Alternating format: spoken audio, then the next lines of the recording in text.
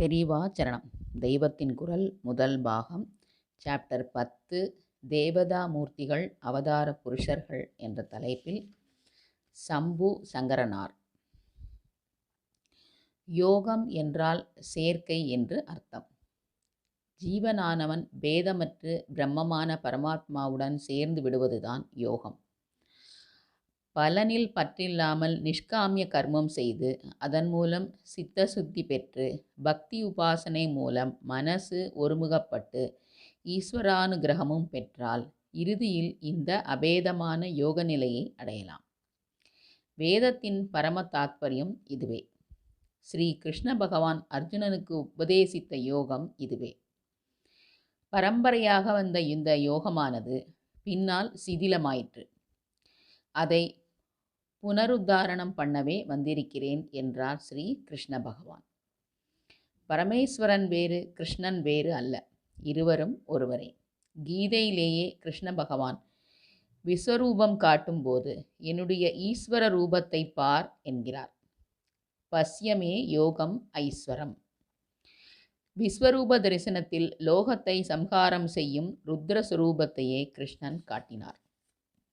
இவ்வாறு ஈஸ்வர அபேதமாயிருக்கிற கிருஷ்ண பரமாத்மாவுக்கு ஆதியில் ஜகத்குரு என்று விருது உண்டு. கிருஷ்ணம் வந்தே ஜகத்குரும் என்று ஸ்லோகம் கூட உண்டு.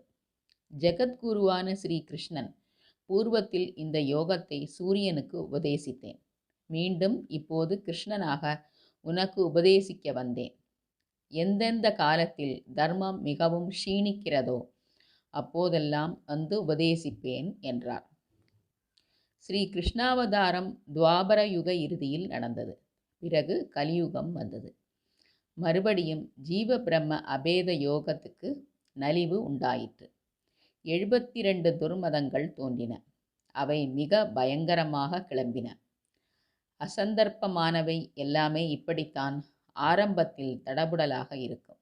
பிறகு இருந்த இடம் தெரியாமல் போகும். கலிகாலத்தில் இப்படி 72 துர்மதங்கள் தோன்றி வைதீக மதத்தை நலிவுறச் செய்ததை பரமேஸ்வரன் பார்த்தார். துவாபர யுகத்தில் ஏற்பட்ட நலிவு சாமானியமானதுதான். எனவே ஏதோ சில சந்தர்ப்பங்களில் மட்டும் கிருஷ்ண பகவான் ஞானோபதேசம் செய்தால் போதுமானதாக இருந்தது. மற்ற சமயங்களில் அவர் ஆயர்பாடியில் லீலை செய்தார். துவாரகையில் ராஜ்யபாரம் செய்தார். பஞ்ச பாண்டவர்களுக்காக தூது போனார். கலிகாலத்தில் இப்படி செய்தால் போதாது. அதிக இருட்டு இருப்பதால் நிறைய விளக்கு வேண்டும். ஒரு வாழ்நாள் முழுதும் ஞானோபதேசம் ஒன்றுக்காகவே அவதாரம் செய்ய வேண்டும் என்று பரமேஸ்வரன் எண்ணினார். சர்வ வித்தைகளுக்கும் நாயகனான அந்த சதாசிவனே ஸ்ரீ ஆதி சங்கர பகவத்பாதர்களாக அவதரித்தார். ஸ்ரீ சங்கராச்சாரியார்கள் சிவ அவதாரமே என்பதற்கு வேதத்திலேயே ஆதாரம் இருக்கிறது. யஜுர்வேதத்தில் உள்ள ஸ்ரீருத்ரத்தில் கபர்த்திக்கு நமஸ்காரம், வியுக்த கேசனுக்கு நமஸ்காரம் என்று அடுத்தடுத்து வருகிறது. கபர்த்தி என்றால் ஜடாதாரி என்று அர்த்தம். சிவபெருமானை ஜடாதாரியாகவே பொதுவில் காண்கிறோம். வியுக்த என்றால் வபனம் செய்து கொண்ட என்று அர்த்தம். வியுக்தகேசன் என்றால் தலையை முண்டனம் செய்து கொண்டவன் என்று பொருள். ஜடாதாரியான சிவன் யுக்தகேசனாக இருந்தது எப்போது? ஸ்ரீ ஆதிசங்கரராக இருந்தபோதே. திரிகாலமும் உணர்ந்த வேதம் இதை முன்பே சொல்லிவிட்டது. பரமேஸ்வரமூர்த்தி ஆலமரத்தின் அடியில் தட்சிணாமூர்த்தியாக அசையாமல் இருந்தது. அதற்கு சம்பு என்று பெயர். சம் என்றால் நித்திய சுகம் என்று அர்த்தம். நித்திய சுகம் உற்பத்தியாகுமிடமே சம்பு. ஆனந்த ஊற்றே சம்பு. இந்த ஆனந்த ஊற்று இருந்த இடத்திலேயே இருக்கும். கண் பார்ப்பதில்லை, வாய் பேசுவதில்லை, உடம்பு அசைவதில்லை. ஒரே நிஷ்டை, சமாதி, மௌனம். ஆனால் இந்த மௌனத்திலிருந்து சனகாதி யோகிகள் மகா உபதேசம் பெற்று தாங்களும் பிரம்மனிஷ்டை பெற்றனர். ஆனந்த ஊற்றை தேடிப்போய் இவர்கள் அதை மொண்டு குடித்தார்கள். மௌனம்தான் இவர்கள் பெற்ற மகா உபதேசம். அப்படி தேடி தேடி போகாத அப்படி தேடிப்போகாத நமக்காக அந்த உத்கிருஷ்டமான மௌன நிலையை விட்டு ஜெகத்குரு ஆதிசங்கர பகவத்பாதராக வந்தார் பரமேஸ்வரன். பதிவிரதா ரத்தினமாக ஒருத்தி இருக்கிறாள்.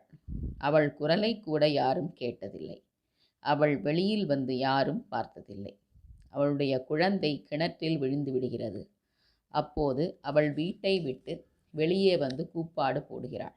அதுபோலவே தட்சிணாமூர்த்தியாக இருந்த பரமேஸ்வரன் கலியில் தமது குழந்தைகளான ஜனங்கள் பாப படுகுழியில் விழுவதை பார்த்தார்.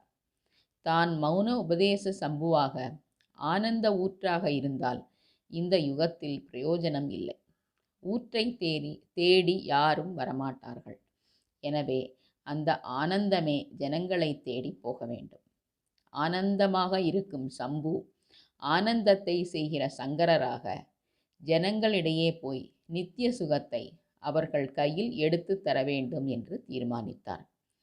சங்கராச்சாரியாராக அவதரித்தார். இந்த வரிசை கிரமத்திலேயே ஸ்ரீ ருத்ரம் முதலில் சம்புவையும் பிறகு குருவான சங்கரரையும் அதன் பிறகு குரு உபதேசத்தில் பெறக்கூடிய பஞ்சாட்சரத்தையும் சொல்லி நமஸ்கரிக்கிறது. பூர்வ காலங்களில் அசுரர்கள் என்று தனியாக ஓர் இனத்தவர் வருவார்கள்.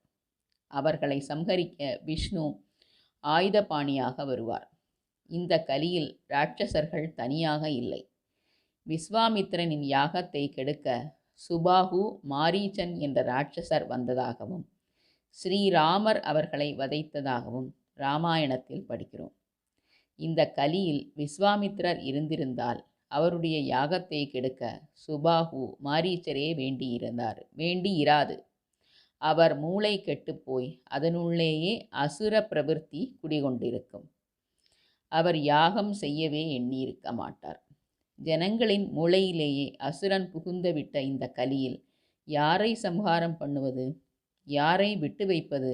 எனவே அசுர சம்ஹாரத்துக்கான வைஷ்ணவ அவதாரங்கள் இப்போது வேண்டாம் என்று பரமேஸ்வரன் கருதி ஞானோபதேசத்துக்காக தாமே ஒரு பிராமண குடும்பத்தில் அவதரித்தார்.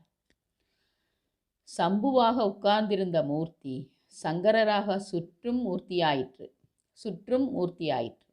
எவ்வளவுக்கு எவ்வளவு உட்கார்ந்திருந்தாரோ அவ்வளவுக்கு அவ்வளவு சஞ்சாரம் செய்தார். எவ்வளவுக்கு எவ்வளவு மௌனமாக இருந்தாரோ அவ்வளவுக்கு அவ்வளவு பேசினார், உபதேசித்தார், வாதம் செய்தார், பாஷ்யம் செய்தார். ஸ்ரீ ஆதிசங்கரின் மகிமை அவருக்கு முன்னிருந்த 72 மதங்களில் எதுவுமே அவருக்கு பின்பு பாரத தேசத்தில் இல்லாமற் போனதுதான். அவர் கண்டனம் செய்த சாங்கியம், வைசேஷிகம் போன்ற சில மதங்களை பற்றி புஸ்தகங்களில் இருந்துதான் தெரிந்து கொள்ள முடிகிறது. இவற்றை நடைமுறையில் பின்பற்றுகிற எவரையுமே காணோம். காபாலிகம், வாமாச்சார சாக்தம் போன்ற கோர மதங்களை பற்றி பழைய இடிபாடு புதைப்பொருள் இவற்றிலிருந்தே தெரிந்து கொள்கிறோம். வேத கர்மானுஷ்டானத்தை சொல்லாமல் ஆத்ம குணங்களை மட்டும் சொல்லும் புத்த மதம் முதலிய சில மதங்களை மற்ற நாடுகளுக்காக விட்டு வைத்திருக்கிறார் சங்கர பகவத்பாதர். அவையும் நம் நாட்டில் அவர் காலத்துக்கு பின் இல்லாமற் போயின. சொற்ப காலத்துக்குள் தத்துவம் ஒன்றையே அடிப்படையாக வைத்து மற்ற மதங்களையெல்லாம் ஜெயித்து அத்வைதத்தை ஆச்சாரியர்கள் நிலைநாட்டியதை போன்ற மகத்தான காரியத்தை செய்தவர் உலகில் எவருமே இல்லை. இதன் தொடர்ச்சியை நாளை பார்ப்போமா? பெரிவா சரணம்.